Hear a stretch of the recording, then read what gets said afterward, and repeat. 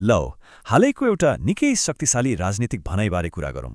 यो सबै सुरु हुन्छ एउटा शब्दबाट, खिल। शाब्दिक अर्थमा खिल भनेको शरीरमा बिज्ने त्यही काँडा हो जसले लगातार दुखाइदिन्छ। तर यसको अर्को अर्थ पनि छ, एउटा यस्तो समस्या जसलाई हटाउन अलिक गाह्रो हुन्छ।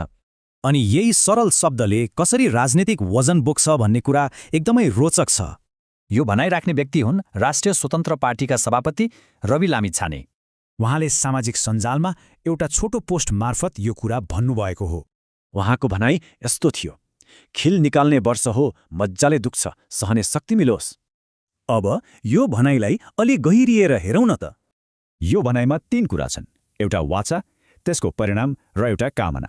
यसले भविष्यको एउटा घटनालाई आवश्यक तर पीडादायी प्रक्रियाको रूपमा प्रस्तुत गर्छ। अब कुरा गरौँ समयको। यसले एक किसिमको कौतूहलता जगाउँछ।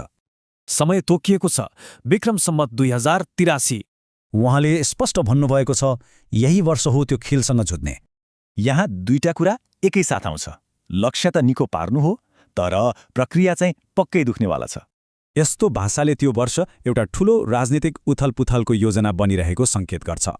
तर त्यो खिल के हो भन्ने कुरा खुलाइएको छैन, जसले गर्दा यसका धेरै अर्थ लाग्न सक्छन्। यसले अन्त्यमा एउटा कौतूहलपूर्ण प्रश्न छोड्छ, आखिर राजनीतिको यो खेल के होला त?